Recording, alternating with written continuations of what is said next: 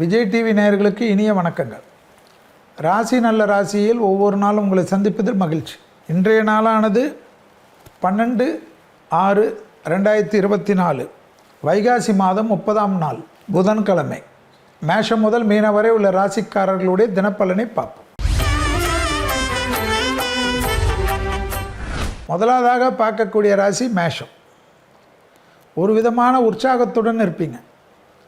6 மாதம் ஒரு வருஷமாக தள்ளி கொண்டு போன சுபவிரயம் நடக்கும். குடும்பத்தில் ஏற்றம் ஏற்படும். தொழில் சார்ந்த விஷயத்தில் இருந்த சிக்கல் தீரும். பூமி சம்பந்தப்பட்ட விஷயத்தில் ஏற்றம் காணப்படும். பிள்ளைகளுடைய நீண்ட நாள் கனவை இன்றைக்கி உட்கார்ந்து காது கொடுத்து கேட்டு செய்து முடிப்பீங்க. அதுவே எவ்வளோ பெரிய சந்தோஷம் தெரியுமா குடும்பத்தில். ஏன்னா நீங்கள்லாம் வெளியில் தான் ரொம்ப பிஸி. குடும்பத்தில் இருக்கிறவங்களை பற்றி கவலையே பட மாட்டீங்க. குடும்பத்தில் பேசுகிறவங்க உறவு, குடும்பத்தில் பிள்ளைங்க, பொண்டாட்டி, புருஷன் பேசுகிறதுக்கே அப்பாயின்மெண்ட்டு கேட்பீங்க. ஸோ இதெல்லாம் இன்றைக்கி மாறும். வார்த்தை மதிப்பும் குடும்பத்தில் ஏற்றம் பெறும். அடுத்ததாக பார்க்கக்கூடிய ராசி யார்? ரிஷபம். இரத்தபந்த உறவுகளுடன் வாக்குவாதம் வேணாம். வெளியில் இருக்கிற கோபத்தெல்லாம் அம்மா கிட்ட காட்டினா எந்த விதத்தில் நியாயம்?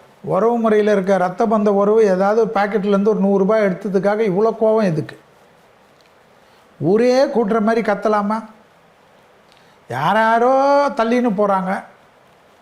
குடும்பத்தில் இருக்கவங்க எதோ எடுத்தால் அதுக்கு எதுக்கு இவ்வளோ உணர்ச்சி? அதே சமயம் துணை அல்லது துணைவியாருடைய நீண்ட நாள் கோரிக்கை இன்று நிறைவேறும். உத்தியோகத்தில் அவர்கள் சொல்லக்கூடிய நேரத்துக்கு 5 நிமிடம் முன்பாக போய் உட்கார்றது புத்திசாலித்தனம். மேலதிகாரிகள் ஏதாவது சொன்னால் அதுக்கு உடனே விளக்கம் கொடுத்து அவங்கள மற்ற வேலையிலிருந்து சிதறடிக்கிறத மட்டும் விட்டுருங்க.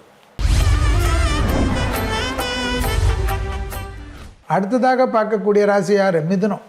தைரியம், தன்னம்பிக்கை, ஏற்றம், படிப்படியாக நல்ல முன்னேற்றம், தொழில் சார்ந்த விஷயத்தில் இருந்த சிக்கல் தீர்வது, யோகமும் அனுகூலமும் ஒன்று சேரக்கூடிய காலகட்டம். எதிர்பார்க்காத இடத்துலேருந்து நல்ல செய்தி கிடைக்கும். பூமி சம்பந்தப்பட்ட விஷயம், விற்பது வாங்குவதெல்லாம் கை கொடுக்கக்கூடிய நாள். ஆக மொத்தத்தில் ஏதாவது ஒரு பழைய கடனை செட்டில் செய்வீர்கள். புது கடன் கிடைக்கலாம் அல்லது புது முதலீடுகள் செய்வீர்கள். சுபவிரிய பிராப்தம் ஏற்படக்கூடிய நல்ல நாள் மிதுனத்துக்கு என்பதை ஞாபகத்தில் வச்சுக்கணும்.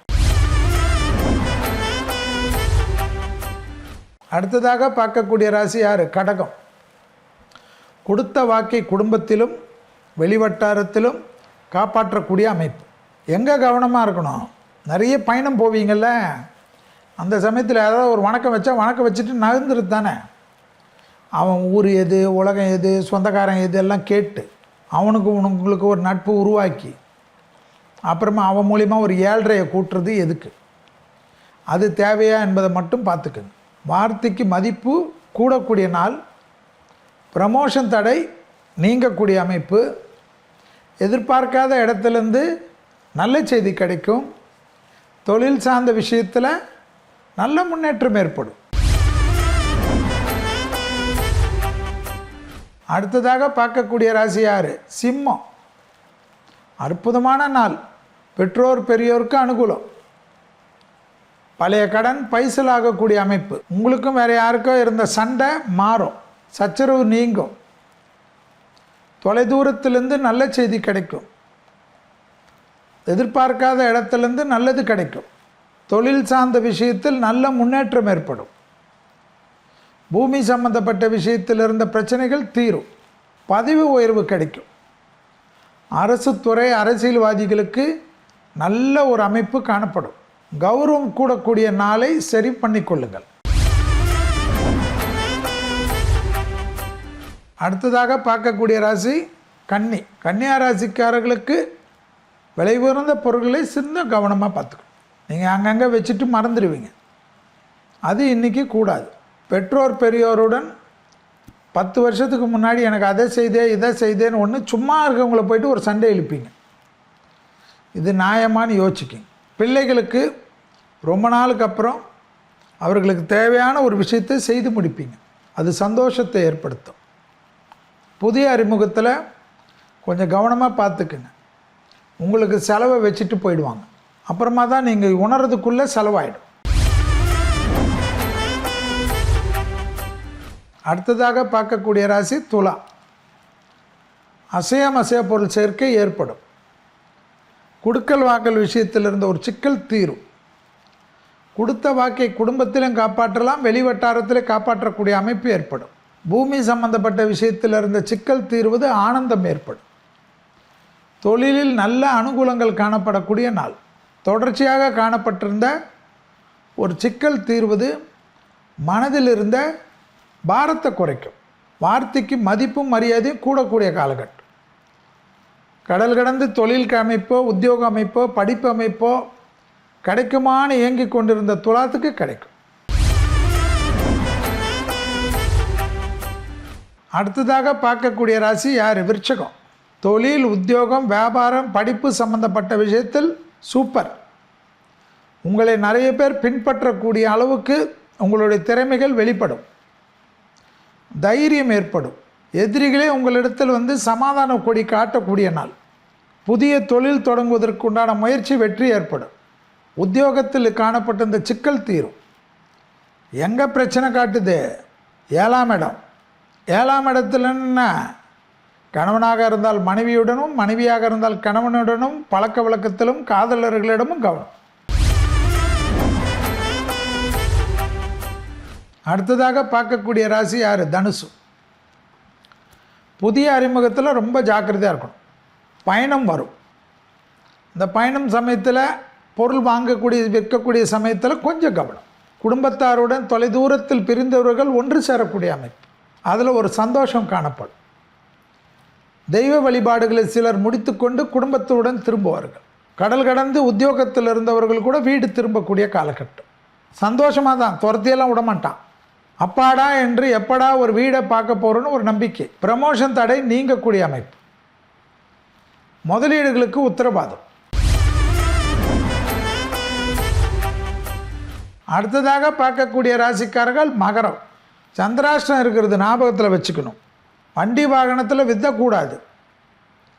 வாக்குஸ்தானத்தில் சனி இருக்கிறதுனால சந்திராஷ்டமத்தில் மற்றவங்களை சபிக்கிறதோ, கத்துறதோ, கோபப்படுறதெல்லாம் பண்ணால் எல்லாம் ரிட்டர்ன் ஆகும். ஐயோ யோசிச்சு பேசிருக்கலாமோன்னு யோசனை பண்ணுறதுக்குள்ளே காலம் கடந்துடும். பிள்ளைகள் விஷயத்தில் கூட சண்டை கூடாது. அவங்க விஷயத்தில் ரொம்ப சமாதானம் செய்யக்கூடிய ராசிக்காரங்க யார்? மகரம். வெளியிடம் அனுகூலம். வார்த்தைகளை மட்டும் ரொம்ப கவனம். கடல் கடந்த பயணம் வந்தால் சந்திராசிரமத்தில் கூட எடுத்துக்கோங்க, சக்ஸஸ் தான். அடுத்ததாக பார்க்கக்கூடிய ராசி கும்பம். பரபரப்பான அமைப்பு. வெளியிடம், உத்தியோகம், தொழில், வியாபாரம், குடுக்கல் வாங்கல் எல்லாம் அனுகூலம். பிள்ளைகள் விஷயமெல்லாம் ஏற்றும். துணை அல்லது துணைவியார் விஷயத்தில் ரொம்ப கவனம். குடும்பத்தில் அந்நியர் தலையீடு கூடாது. பிறர் குடும்ப விஷயத்தில் உங்கள் ஆலோசனை கூடாது. பூமி சம்பந்தப்பட்ட விஷயம், தொழில் சம்பந்தப்பட்ட விஷயம், ப்ரமோஷன் சம்பந்தப்பட்ட விஷயம்லாம் சக்ஸஸ்ஸு. ஆச்சரியமாக இருக்கும்.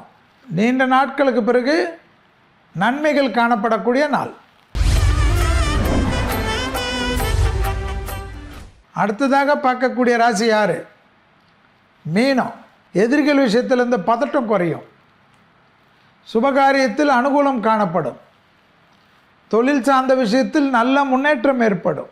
வண்டி வாகன மாற்றங்கள் குடும்பத்தில் சந்தோஷத்தை காட்டும். விடுபட்ட தெய்வ வழிபாடுகளை நிவர்த்தி ஏற்படுத்தக்கூடிய காலகட்டம். தொடர்ச்சியாக காணப்பட்ட இந்த சிக்கல் தீர தீர மனதில் தெம்பு ஏற்படும்.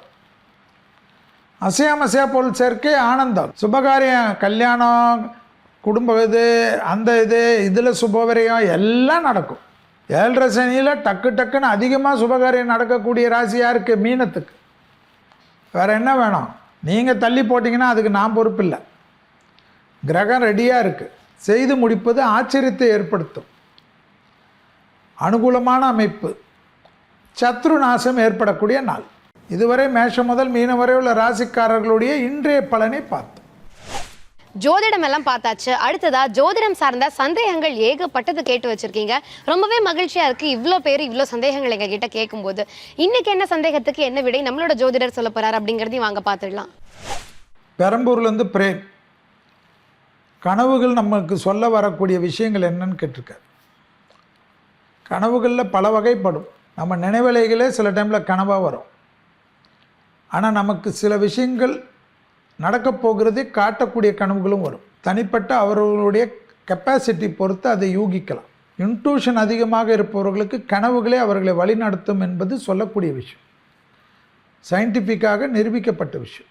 ரெகுலராக கனவு காண்பவர்களுக்கு ஒரு விஷயந்தான், உங்களுடைய கனவுக்கும் உங்களுடைய வாழ்க்கைக்கும் ஏதாவது ஒற்றுமை வந்தால் அப்போது கனவுகளை அலட்சியப்படுத்தக்கூடாது.